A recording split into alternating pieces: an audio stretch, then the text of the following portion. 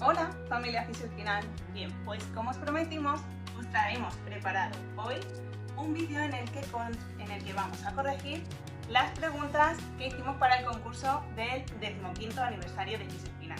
Vamos a ver los porcentajes de acierto y vamos a explicar por qué unas respuestas eran adecuadas y otras no. Vamos allá.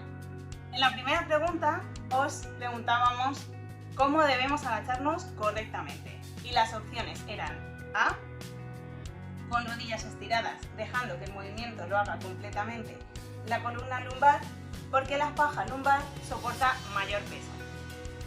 B, doblando las caderas y las rodillas y haciendo fuerza con el cuádriceps. C, podemos agacharnos con las rodillas estiradas, siempre y cuando mantengamos la espalda recta y el tórax alto. Y D, doblando las rodillas con la espalda estirada o utilizando la posición de caballero. Bueno, en este caso las respuestas A y C, que eran las dos que hablaban de tener las rodillas estiradas, hemos intentado dejar claros en todos nuestros fisioconsejos que siempre que vayamos a agacharnos tenemos que flexionar las rodillas, que para eso están. Y entre las respuestas B y D ha habido ahí casi empate. De hecho, la respuesta correcta, que era la D, la han contestado adecuadamente un 50% y el otro 40% ha decidido la B, en la que engañamos un poco diciendo que se doblan las caderas en lugar de las rodillas y haciendo fuerza con el cuádriceps. No es correcta del todo, ya que no hace referencia a la posición de la columna, que sí hace referencia a nuestra respuesta, que es la correcta, que era la D. Esta pregunta está respondida en un montón de fisioconsejos, en el de cómo agacharnos correctamente, en el de lavavajillas, en el de los 5 consejos para mejorar la postura, en el de cómo lavarnos los dientes.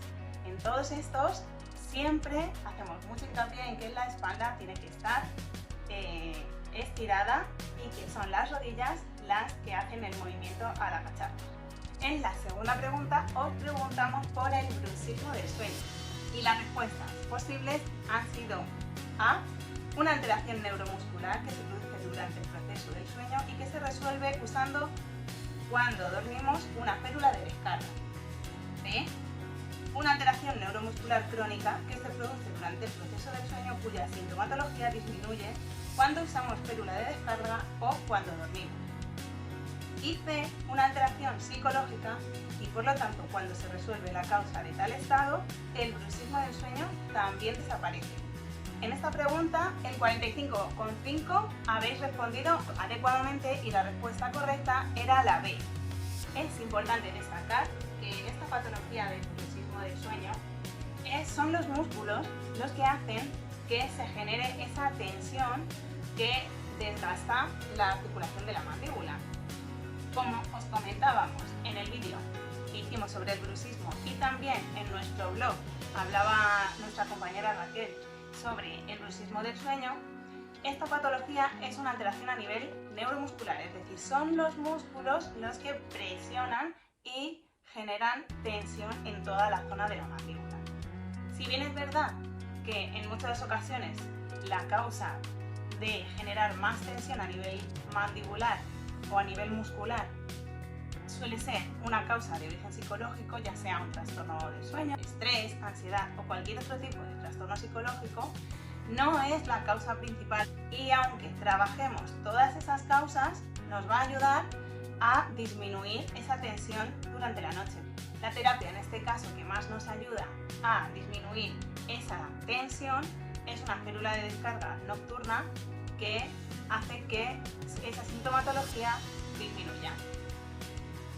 Por lo tanto, ni la pregunta A ni la pregunta C eran correctas, ya que no se resuelve solo con una férula de descarga y tampoco se resuelve solo con una terapia psicológica. La más correcta de las tres era la pregunta B, en la que se establece que la sintomatología con una férula de descarga disminuye, pero no desaparece.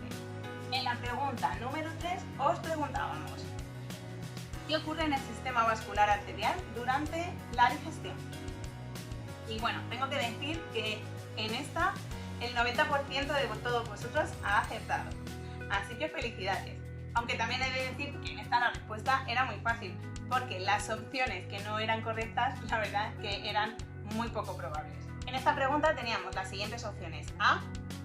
La sangre se mueve rápidamente entre los músculos de las extremidades y el sistema digestivo para atender ambos sistemas. La B. La sangre sigue circulando por todo el cuerpo, igualmente. C. La mayor parte de la sangre se dirige al sistema digestivo para realizar correctamente la función digestiva. Y D. La sangre se dirige a la cabeza para no marearnos y seguir realizando multitareas. En este caso, la respuesta correcta era la C. La sangre se dirige en mayor medida al sistema digestivo para realizar la digestión, ya que, como explicamos en el vídeo de qué pasa con la sangre cuando tenemos que hacer diferentes tareas o diferentes funciones corporales, la sangre se va dirigiendo en mayor medida a un sistema u otro en función de cuáles son las necesidades del cuerpo. En la siguiente pregunta hablábamos sobre los ciclos del sueño y os preguntábamos en qué situación creéis que os despertaréis con una sensación de estar más descansado tras haber dormido. Las respuestas posibles eran A. 7 ciclos de sueño aunque el último sea incompleto. B. 6 ciclos de sueño completos. Y C. Cuantos más ciclos de sueño y por tanto más tiempo de sueño, más sensación de descanso tendré al despertar. En este caso, la respuesta correcta es la B. 6 ciclos de sueño completos. Parece ser que tenemos todos bastante claro que dejar un ciclo a medias no es lo más adecuado porque fue la opción menos elegida, pero entre realizar 6 ciclos de sueño completos o cuantos más ciclos de sueño mejor, había ahí un 50-50, aunque ganó con un 50% la opción B, que era la opción correcta. Podéis encontrar toda la información en el artículo que publicamos para el Día Mundial del Sueño en nuestro blog, que lo escribió nuestra compañera y psicóloga clínica Raquel Pino, que si no habéis leído este artículo os lo recomendamos porque es muy completo y os va a enseñar un montón de cosas. En la pregunta 5 os preguntábamos sobre los tipos de respiración. ¿Con qué tipo de respiración podíamos hacer de forma más adecuada el ejercicio de la V de Pilates? Y las respuestas posibles eran A. Respiración costal superficial, B. Respiración costal inferior y C. Respiración diafragmática. Siempre nos ayudará más a realizar el ejercicio al ser más profunda. La respuesta correcta a esta pregunta era la respiración costal inferior, era la letra B. Esta pregunta solo la acertó una persona, el ganador del delantal, que era el premio que se ofrecía ese día. Y además os preguntábamos el por qué y eso nadie nos lo contestó. Así que vamos a ver por qué en este ejercicio de la V de Pilates necesitaríamos realizar una respiración costal inferior. En el vídeo en el que hablábamos sobre los tipos de respiración, os hablábamos de la respiración costal superficial, profunda y la diafragmática. Y uno de los usos de la respiración costal inferior era cuando necesitábamos realizar un ejercicio que requisiera tener a los abdominales activos, como es el caso de este ejercicio de la V de Pilates. Como tengo que tener al abdomen con bastante tensión, no me permite o no va a ser la forma más eficaz realizar una respiración diafragmática en la que el abdomen tiene que salir y luego introducirse hacia adentro al soplar, sino que vamos a tener al abdomen estable y contraído durante todo el ejercicio y son las costillas inferiores, porque recordad que en la parte inferior es donde están las bases de los pulmones y es ahí donde vamos a tener una mayor eficacia en nuestra respiración.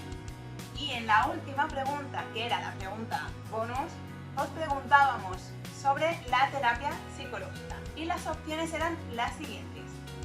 A. Una herramienta para gestionar y resolver trastornos psicológicos o enfermedades mentales. B. Una herramienta preventiva para gestionar situaciones diarias de forma efectiva. C. Una herramienta curativa para trastornos psicológicos. D. B y C son ciertas y E, A y B son ciertas. La respuesta correcta era la E. A y B son ciertas. ¿Por qué? Porque la letra C, que era la otra opción, habla de herramienta curativa. Y si recordáis, en la entrevista que Watt le hizo a Psiqui, cuando le preguntaba por lo que era una terapia psicológica, Psiqui le explicaba que no era una herramienta curativa, sino que se utilizaba para prevenir problemas del día a día o para gestionar y resolver trastornos psicológicos o enfermedades mentales. Pero en ningún momento Psiqui durante toda la entrevista habla de la palabra curativo. Y esa era la trampa de esta pregunta. 2/3 de los participantes acertaron con la respuesta correcta, mientras que el tercio restante cayó en la trampa que os pusimos. Pues hasta aquí nuestro vídeo sobre las preguntas que realizamos por el 15º cumpleaños de Fisiospinal. Esperamos que os haya gustado, que entendáis el porqué de todas las respuestas y os agradeceríamos muchísimo que pusierais en comentarios si tenéis alguna duda, si os ha gustado este concurso de preguntas y respuestas, si os gustaría que lo repitiéramos en otra ocasión. Y nada más, nos vemos muy pronto por Fisiospinal.